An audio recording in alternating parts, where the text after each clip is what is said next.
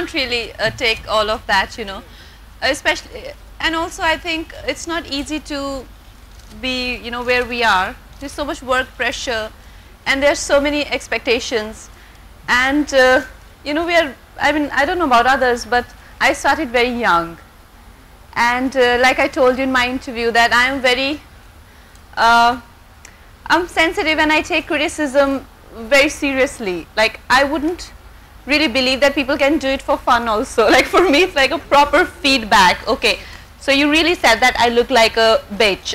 It's dangerous. It's just dangerous. It's what breed of journalists are being created. It's scary. I mean, for a younger breed, they don't know any different. They don't know of a time when they were two separate things, when advertising and journalism was two separate things. So it makes me very uncomfortable. It's very dangerous.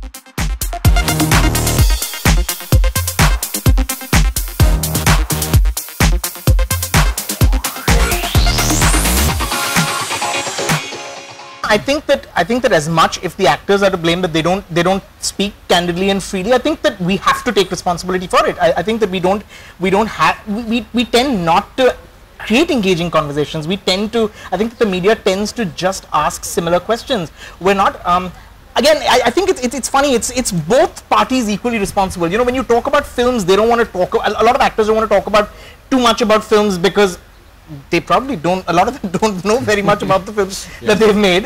They've not watched the film before. Just like us, they haven't watched the film either. Most of them will tell you, you need to watch the film for this.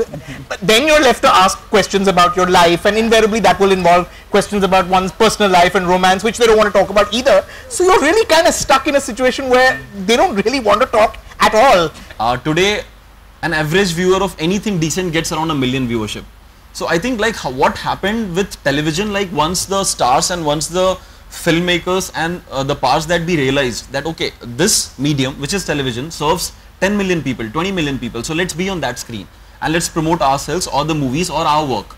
And I think that is what has happened. I think there is no science to it, there is no trade secret. What happened, this medium, internet, gathered a lot of traction, so we now have 3 million, 5 million viewership. And who wouldn't want to cater to that? Who wouldn't want to talk to that?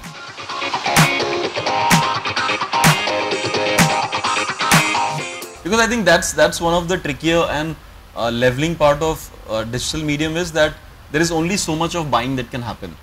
So because every single viewer is very omni-powerful, they'll just do a click and close the thing because they don't like it, or they'll go ahead, comment it and like it because they really feel for it. So I think till now, fingers crossed, there is no buying and selling happening on that medium, and we hope that we keep it like that.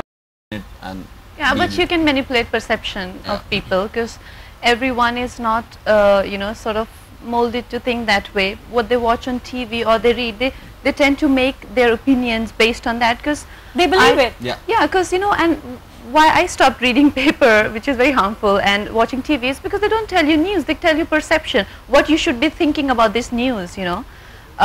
Which is wrong because you're feeding my brain. Like, I'm not allowed to make a perception of this particular event or this particular piece of news or action taken by government or some rape case that happened there. You're telling me what I should be thinking and what is actually happening, because you should only give me the news and then I will think what is happening, you know. So this is also the difference between actually the reporting and actually, you know, actually trying to form the perception of people. For more news and gossip, don't forget to subscribe to Bollywood Helpline.